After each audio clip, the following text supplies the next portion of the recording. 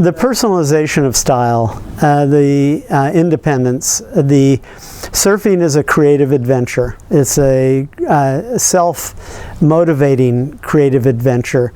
And as a rhythm, it becomes momentum. And the momentum becomes a contagion. Because if you're turned on, it's called stoke. If you're stoked, you get other people stoked. And we used to do that a lot. We would get each other stoked.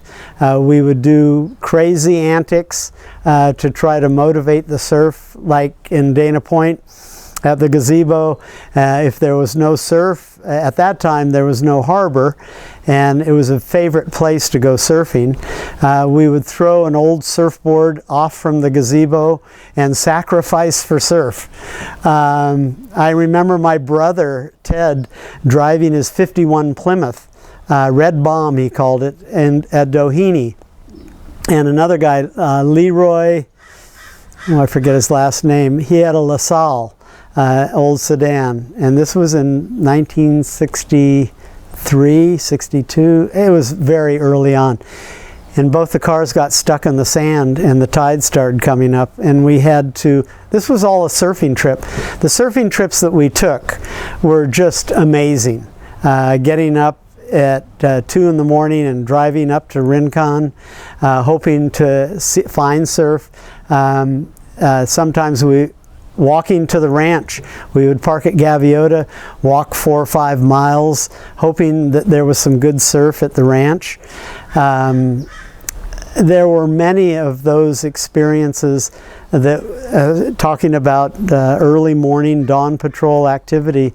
Going to Mexico, I had a Morris Minor convertible that we would put our surfboards in the back and drive all the way down to San Miguel, because we had a friend who had a trailer down at the San Miguel Trailer Park, and San Miguel was a great place to surf.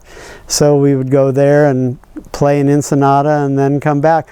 We were so free in terms of what we were able to do, and as I combined that freedom that I had in terms of choice later on with the experiences of who I am as an individual, as a person, I felt that I needed to talk about the issues that I saw around the world, that of people that are not as privileged as I am. And so I always wanted to make a statement about something. So consequently, my career in art has been pretty much about making statements about social issues. When I was writing for Wardy was a wonderful guy, and he would give me surfboards, and I used to surf the trestle a lot. This trestle was, at that time, you hopped a fence and you paddled through the lagoon, and you got to the beach and you hoped there weren't any Marines around, and you jumped out in the water to start surfing.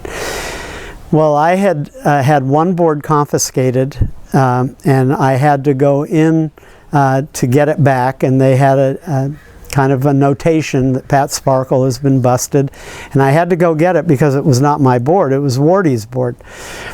Well, I went back again some time later, and I got my board, I got busted again.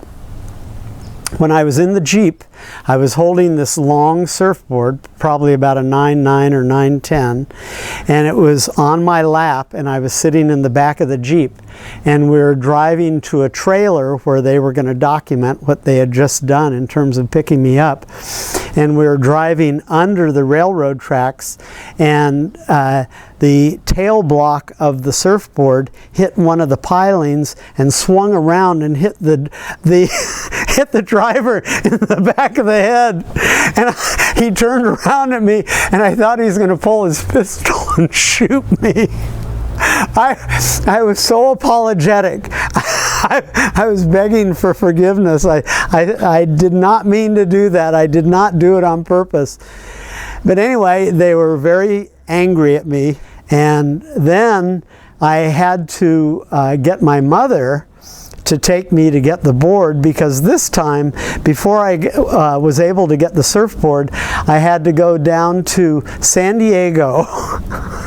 This is crazy. I had to go to San Diego and go to a federal building because they wanted to create a database on people that they suspected as being spies because I was surfing at the trestle. This is how ridiculous and how reactionary it was at the time.